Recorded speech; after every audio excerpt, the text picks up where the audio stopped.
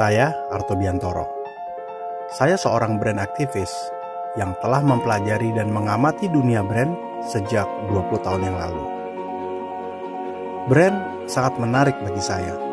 Mempelajari bagaimana sebuah produk atau jasa bisa mengubah persepsi kita dan membuat kita jatuh cinta kepadanya. Kamu boleh mimpi besar, tapi start small. Ya, mulai dari kecil.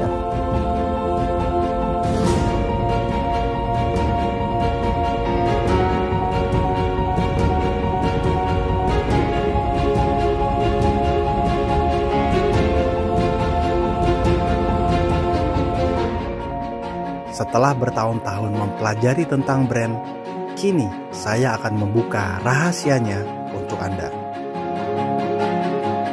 Brand bukan cuma soal profit, tapi soal memberi lapangan pekerjaan, mengentaskan kemiskinan, membangun ekonomi daerah, dan membuat kita jatuh cinta pada Indonesia.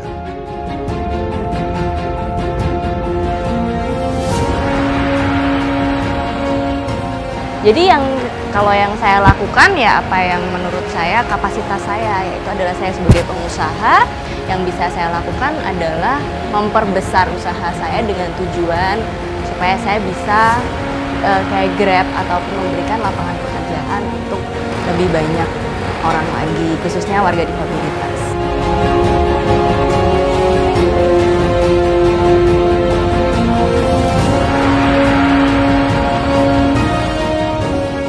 Spiritnya adalah mengangkat kearifan lokal, mengangkat potensi lokal.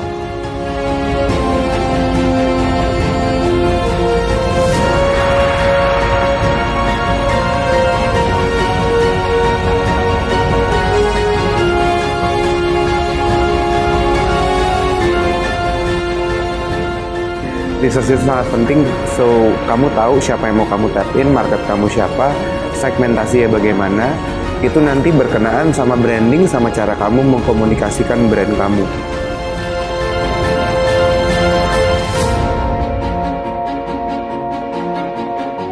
Saya akan membawa Anda melihat brand-brand inspiratif dari seluruh Indonesia.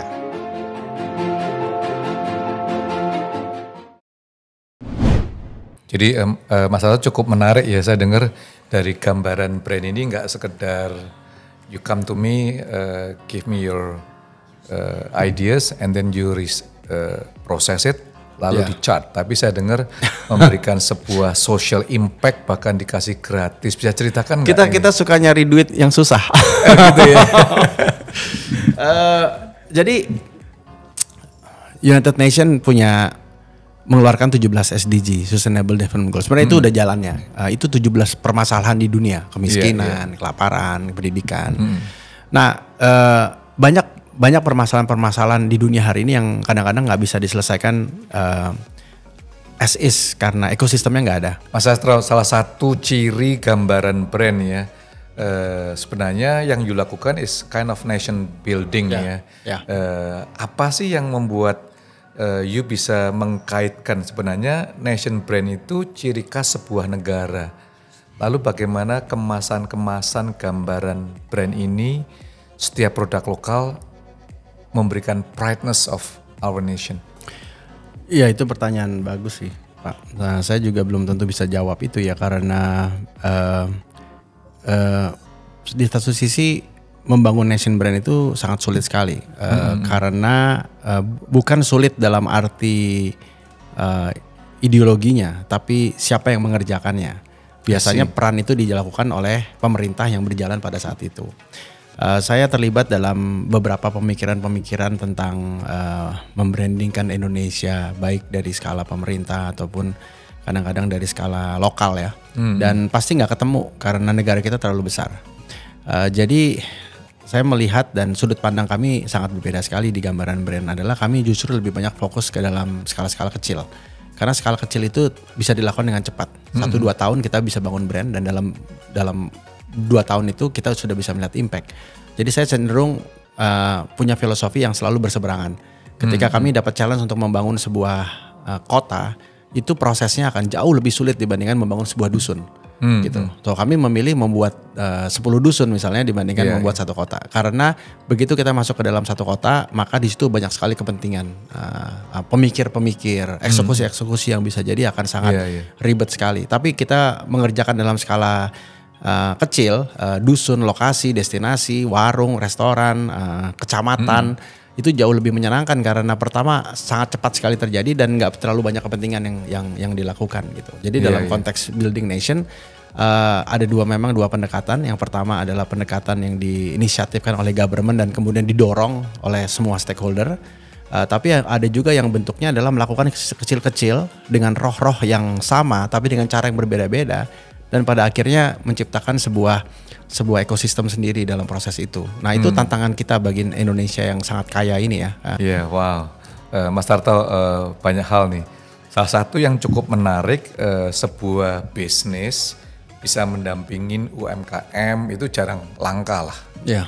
Because so many business, apalagi brand consultant ya, everything is semakin kliennya gede-gede, semakin itu nama brandnya sih kuat. Gambaran brand mendampingi anak-anak pesantren membuka usaha itu gimana cerita itu top bener sih, keren nih menurut saya ya. Gimana sampai sabun di print lalu cukup viral sekali itu? Enggak sih, sebenarnya belum sampai ke titik itu ya. Tapi saya melihat lagi-lagi kami selalu melihat area mana yang masih kosong, area mana yang belum disentuh, area mana yang perlu support. Kalau semuanya sudah mensupport ke kanan ya kita ke kiri, kira-kira begitu. Dan kami menemukan itu. Tahun 2017 saya punya acara televisi 2018 mungkin ya di Metro TV ya namanya Brand Adventure. Dan Brand Adventure ini kisah perjalanan saya keliling ke berbagai kota untuk memetakan dan melihat keanekaragaman brand-brand lokal kita dengan berbagai narasinya. Nah, yang menarik dari sisi itu ternyata saya dikontak oleh banyak sahabat yang bilang, Mas Harto, gue juga melakukan apa yang lo lakukan gitu. Ternyata nggak cuma sendirian. Hari ini jumlah kami ada 120 orang di 60 kota. Wow. Yang menamakan diri Indonesia Brand Activist Network. So kami sekarang adalah brand activist. Saya kalau kemana-mana ceritanya udah bukan brand consultant lagi, tapi brand activist. Karena brand activist pekerjaannya macam-macam. Gimana itu brand activist? Ya, brand activist adalah sosok yang mendorong dan menyuarakan brand-brand lokal gitu. So pekerjaan kami macam-macam. Ya bisa mendevelop brand, bisa menjadi penulis, bisa punya host acara, bisa menjadi produser, bisa menjadi penggagas, pemerhati dan lain-lain. So pekerjaannya macam-macam, ada 4 pilar lah yang kami lakukan. Pelatihan pengembangan, akses ke market, brand awareness, akses ke funding gitu. Kami bekerja sama dengan katakanlah orang-orang yang ingin investing ke brand-brand lokal yang mungkin bagus tapi belum tersentuh gitu. So para aktivis ini bekerja dan bergerak dengan bidangnya masing-masing, disabilitas, desa, perempuan, pesantren. Nah, salah satu yang saya pikir menarik adalah pengembangan pesantren karena dasarnya adalah pemberdayaan desa. Setiap desa punya pesantren dan kalau kita bisa membangun desa yang kuat ya dimulai dengan pesantrennya karena Pak Kiainya kan lama gitu, nggak 5 tahunan. Jadi proses itu mulai dibangun. So ya kami sedang bekerja sama dengan satu pesantren di Purwakarta, bersahabat dengan mereka, menyusun model-model bisnis dan lain-lain. Yang ujung-ujungnya tadi, bagaimana kita menciptakan dampak-dampak dalam skala kecil dan menggunakan atau bekerja sama dengan pesantren untuk membangun pendekatan strategis tadi gitu. Wow. Amazing. Jadi udah nggak kayak building brand trading brand bagus gitu-gitu lah ya. Udah. Tapi lebih. tetap dong ya, yang consulting kamu masih jalan lah ya. Tetap masih jalan. Tapi tetap harus berimpact ya. Jadi artinya karena visi kami adalah semua output yang kita keluarkan tuh harus ada narasi impactnya. Misalnya kami sedang mendevelop satu jewelry di Magelang misalnya gitu, satu brand jewelry di Magelang yang 500 orangnya itu atau semua orang yang ada di dalam perusahaan itu anak-anak lokal semua gitu kan. So bagaimana bisa ada perusahaan jewelry lokal di Magelang semua anak-anak lokal. Nah kami merasa itu part of the impact gitu. Jadi sebenarnya kita nih generasi muda milenial nggak usah terlalu global minded lah ya. Kita bisa mengembangkan nama-nama lokal atau nation building brand. Ini sangat keren banget. Ada pengalaman yang menarik nggak dalam proses membuat brand dari gambaran brand sama tim, khususnya dalam memberikan social impact? Saya pernah diminta Ibu Marta.